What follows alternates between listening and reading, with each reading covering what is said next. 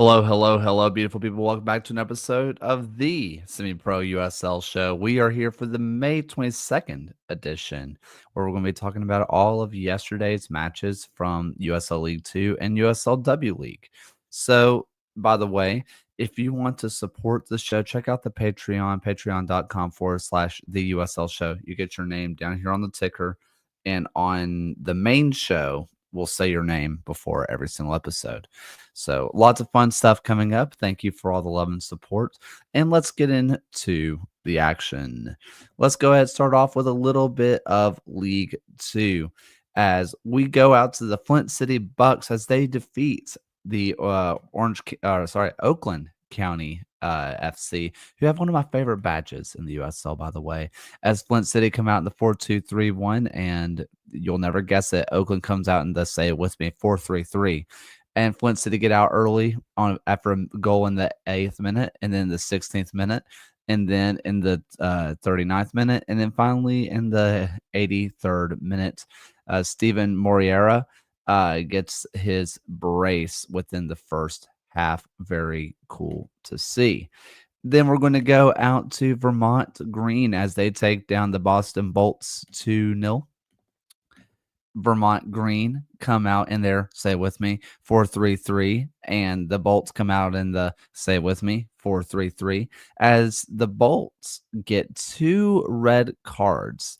They end up having a red card from Buyu, the goalkeeper, for denying of a goal scoring opportunity, and then a red card at the very end of the match by Osman Chai in the 90th minute for violent conduct. But that is all after Arnold Tadfian. Okay. Arnold Tadfian gets a goal in the 27th minute. So they were already up 1-0 before the red cards even happened. And then Stephen Najike gets his goal in the 50th minute. The Vermont Green take that win.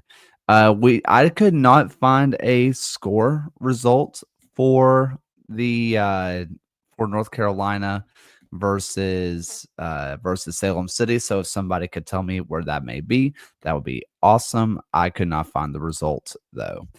Steel City FC take down the FC Buffalo, and it was a thriller. So we end up out Steel City, say it with me, they had a 4-3-3. Meanwhile, Buffalo, I love this, come out in a 4-4-2, or no, it's a 4-2-1-2-1, which it's kind of like a diamond, but either way. So it's like a box formation in the middle. Anyway, you don't really care about that. So I guess it would kind of be a 5-3, whatever. You don't care. You don't care what it is. Either way, it's fun to look at the 4-2-1-2-1. And listen, FC Buffalo go up early. Dakota Junkie or Yunke, one of the two, go up in the 25th minute. And then we go a long time. FC Buffalo gets a red card from Pedro Salmon. Pedro Salmon. In the 85th minute, does Buffalo get their red card. And Anders Bordoy gets his goal in the 86th minute. 88th minute, Nicholas Garcia, maybe, gets his goal. So in the span of 2 minutes, FC Buffalo sees himself not just winning and then losing, and then Jack Root sees himself off for abusive language. So that is quite the thriller that we got out in the Great Forest Division. Down in the Great Lakes Division, Midwest United absolutely dispatches of Northern Indiana. Northern Indiana was one of my more favorite crests. Midwest comes out in a 4-3-3, and then Indiana comes out in a 4-4-2. Midwest gets a goal from Christian Shannon, and then we get another one for Vitalis Takwara, and then Vitalis Takwara gets his brace again in the 41st, and then complete the hat trick right before halftime. First half hat trick. Benjamin Chaviara finds himself sent off for Northern Indiana, and we get 2 more goals after that to make it 6-0. St. Croix, is it Croix? Is it Croix? St. Croix SC versus Sueño FC, where I do believe Sueño actually like cleaned up um, at the A League tournament that happened. So that was pretty cool to see. Sueño takes this one 2-1 to St. Croix, where, hey, St. Croix gets a very early lead. Gora Gora in the 9th minute for St. Croix gets it as they come out in their 4-3-3. But Sueño in their 3-5-2 say, "Oh, not so fast, not so fast, my friend." Alex Barger gets a goal, and then no one's getting credited for the second goal. It's just a period. I don't know what that means. So somebody could tell me what that means. That'd be cool. But either way, it does appear that Sueño comes out with a 2-1 lead, even if the period mark is the goal score. We have another thriller from the Long Island Rough Riders versus Manhattan SC. It is a 3-3 draw as the Rough Riders go up 1-0, 2-0, 3-0. Jacob Woznicki gets gets the early brace, and then right before halftime, Kevin Evans gets a goal, making it 3-1. And then Mateo Ponce Ocampo gets a goal to make it 3-2 for Manhattan SC. And Gino Cervani gets sent off for Long Island in the 62nd minute. And just 3 minutes later, Gunhali gets his goal. And just like that, it is 3-3. Manhattan comes out in the 4-4 effing 2, and the Rough Riders come out in the 4-3-3. I might have already said that, but I don't remember, so I'm just going to say it again. Where let's stay in the Metropolitan Division as the New Jersey Copa FC takes on Westchester Flames, and the Flames fall 3-1 to the home side. Copa takes the early 1-0 lead thanks to Nathan Symes, and then Jabin Young gets the equalizer in the 45th. After halftime, we get Gustav Moberg with the goal in the 60th minute to take the lead, and they would not relinquish it, because Andrea De Soma gets his goal in the 92nd minute to make this match a 3-1 victory in the Metropolitan Division. We get another good match out in the Metropolitan as Staten Island ASC wins versus Cedar Star Rapids versus 2-1. This 2-1 victory comes from Staten Island as they get a win in their 4-4 effing 2 versus Cedar Rapids 4-4 effing 2. This was a fairly boring affair in the first half, but Seth Powder gets the first goal for Staten Island, and Seth Powder gets his second goal in the 75th to make it 2-0. And San Francisco DeFrancesco gets his goal in the 82nd to make it 2-1. Fun match during the second half anyway. First half seemed to be a bit of a boring one. Little Rock Rangers take on the McKinley. Here we go. We did this yesterday. We can do this. We can do this. Chupacabras. It was so bad. 6-0 did the Chupacabras fall as the Little Rock Rangers come out in their 4-3-3, and the McKinley Chupacabras come out also in there, say with me, 4-3-3. In the first half, we get I feel like that's a mistake. There's no way. Amos Roger Boehm gets a goal in the first half, and then it's 5 goals galore. Amos Roger Boehm gets his brace, and then a hat trick, and then 4 goals from the man up top. Rafael Chrisman decides to get in on the action and gets the 5th goal of the night, his first, and Ethan Blake gets the 6th goal and his first of the night from the Little Rock Rangers. I accidentally messed up my screen, so I need to fix this really fast to get to yesterday's matches. You don't really care. You just know that I'm not very professional. But what is professional, this win by the Louisiana Crew FC over Red River FC, as the Crew come out in their 3-4-3 versus versus Red River, say it with me, 4-3-3. Has the Crew take a commanding 3-0 lead. Santos with a goal in the 5th minute, then Polmer in the 14th minute, in the 33rd minute, Colio gets the 3rd goal in the first half. They kind of sit off for a little bit as Louisiana. Charlie Williams gets his goal for Red River in the 52nd minute, and a period mark once again gets a goal. I just need to know if I'm just missing this. No, that is just not showing. I wonder if that's just an own goal. That's just how they show own goals. It's possible. But either way, the Crew win 3-2. Mississippi Bria draw 0-0 with Hattiesburg FC, as the Bria, who were very kind to us and had us out there a few years ago. So find that video on our YouTube channel somewhere. The Bria come out in their 3-5-2, and they held strong against Hattiesburg. Say it with me, 4-3-3. Not a whole lot happened. A lot of yellow cards in the second half. There's that. Academica gets a 0-0 draw with Davis Legacy, and Davis Legacy comes out in their 5-3-2, and Academica comes out in there, say it with me, 4-3-3. A lot of yellow cards, nothing else. San Juan SC downs the Glens 2-0, as San Juan just continues to score. Lots of scoring for this club, as Zach Giles gets a goal before halftime, and then right after the 60th minute, he gets his brace. San Juan comes out in their 4-3-3, and the Glens come out in their 4-3-3, as San Juan, like I said, just continues to score freaking goals. They do not stop. AC Connecticut gets a 2-1 win over the Albany Rush.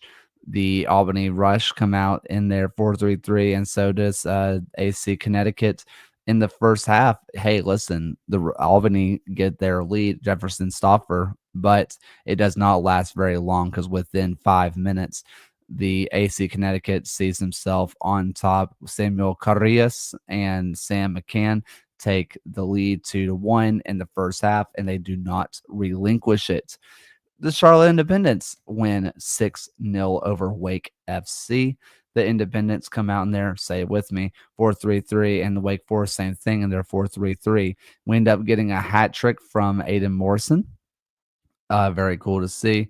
Emilio Herrera gets a goal as well, and Jacob Roberts. Those are your goal scorers for and Isaac Shear all get their goals for the Independents.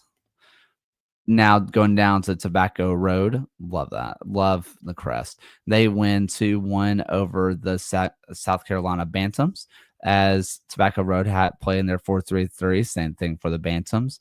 In the right before the first half, Tommy Robertson gets a goal for Tobacco Road, but in the 70th minute, William Cardona gets the equalizer. But in the 84th minute, Jackson Allen gets the game winner for Tobacco Road. Birmingham Legion, they draw 1-1 with Columbus United. The score is not, it's showing as 0-0 on the website. That's not correct, by the way. I can tell you that. There was an early goal by who scored it? Von something. Matthew Von whatever. I'll figure it out. Anyway, and then there was just an absolute banger of a goal by Columbus. If you follow me on Twitter, at Kaylor Hodges, I put the goal on there because it was crazy. So seriously, goal of the year stuff from Columbus, as that one ends up being 1-1. Not sure why it's showing up as 0-0 on the on this table though. Bizarre. Whatever. Anyway, let's get on. Let's keep on rolling, as Nona FC down Brookhouse FC 3-0. Nona comes out in their 5-3-2. I love when teams have interesting formations. Brookhouse, you get no credit because they are in the, say it with me, 4-3-3. Nona gets a goal in the 4 minutes by Kraus, and then later in the 75th minute, Nangrunungo. I'm so sorry. Nagrun Nagurungo. Oh, that wasn't too hard. Just had to sound it out. Okay, 75th minute, and then in the 90th minute, Christian Kraus gets his brace to make it 3-0. Sporting Jacks gets a draw versus Brave SC. I like the Brave SC rebrand, by the way. Big fan of that. Sporting Jacks did get an early red card. Giuseppe Cross gets an early red for violent conduct, but the Brave did not want to be up too long, where we end up getting this is quite interesting.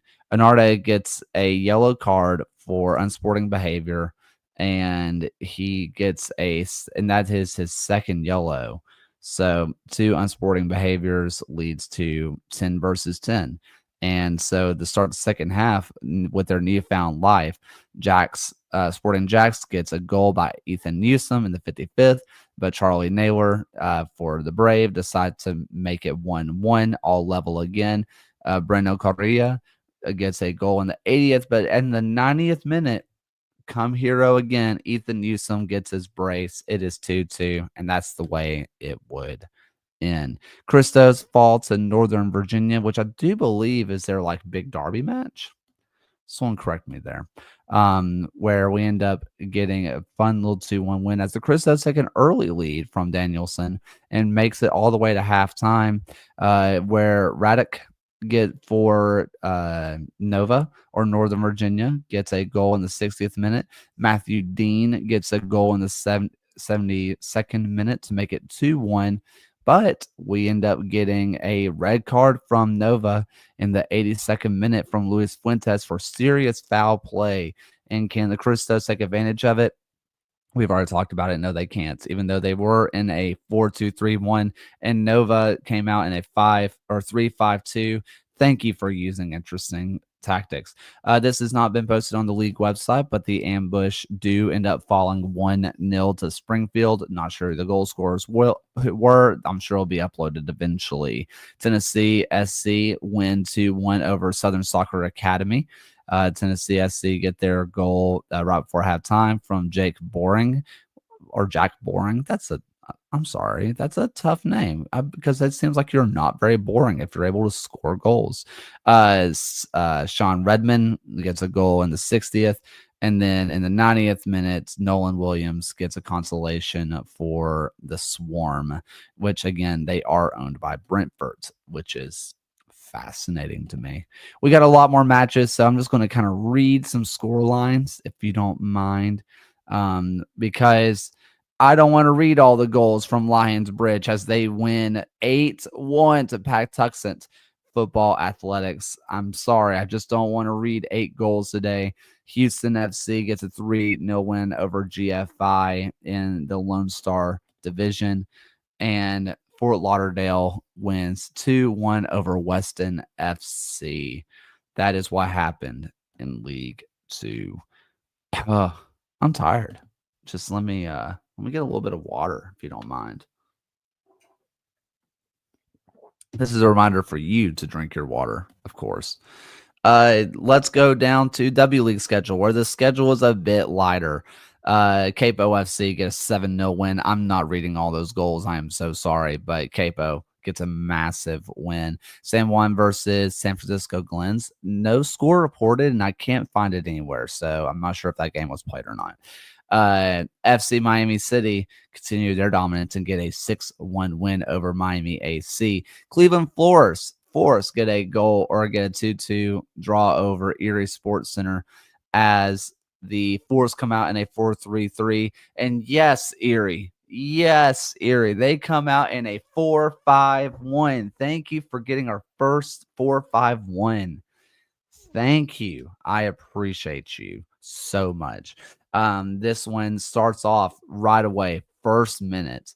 Uh, I do believe it is Hannah Patchen gets the first goal, and then we get all the way to halftime, nothing doing, and then Judith Ferre Valls gets a goal in the 73rd minute for Erie Force, and then what looks like the game winner in the 89th minute, Brooklyn puts some respect. Respecty gets the goal. It is 2-1 for Erie, but do not count out Addie Cussick because it is 2-2. It's a draw.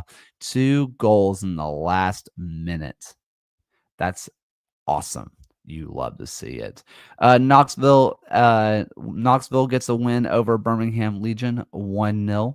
This one was a fairly cagey affair as Knoxville come out in a 4-3-3 and Legion also come out in this, say it with me, 4-3-3. In the first half, Carly Freeman gets her goal in the 38th minute, and it will stay that way for the entire match. It was a pretty interesting one to watch in real time. So fascinating stuff. The King's Hammer gets a 1-0 win over the Brevard SC Riptide. It was a goal right before halftime from Kaja Dione as she gets a goal as King's Hammer come out in the 4-3-3 and Riptide come out in there 4-2-3-1. Just a goal right before halftime makes a difference. 1-0. Racing Louisville versus Lexington. I told you this is a bit of a bluegrassico going on, and nothing happened. Yeah, it nothing appears on the timeline, so I'm wondering if that is the result. So I'm gonna do this live.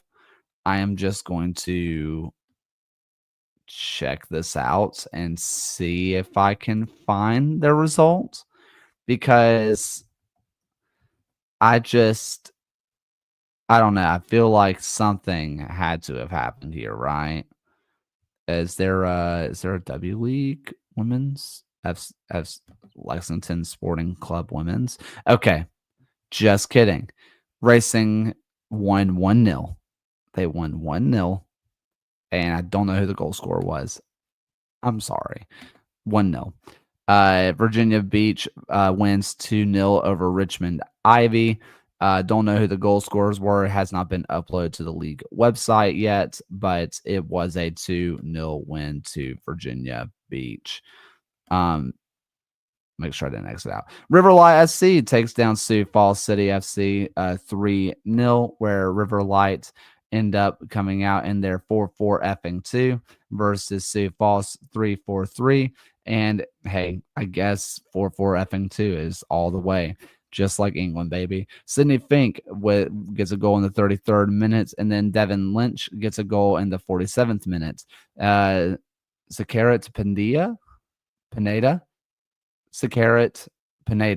gets a goal in the 66th minute for Riverlight to make it a 3-0. Paisley Athletic draw 2-2 with Morris Elite. This one comes out as Paisley comes out in their 4-3-3, and the Morris Elite comes out in their, say it with me, 4-3-3. We end up getting a goal in the 19th minute from Eleanor Go in the 19th minute. And then right before halftime, Jordana Denegri. Thank you. 44 minutes. And hey, it looks like a 2-0 win, and it's getting down to the 85th minute. And then Danielle Etienne gets Etienne. I think it's Etienne.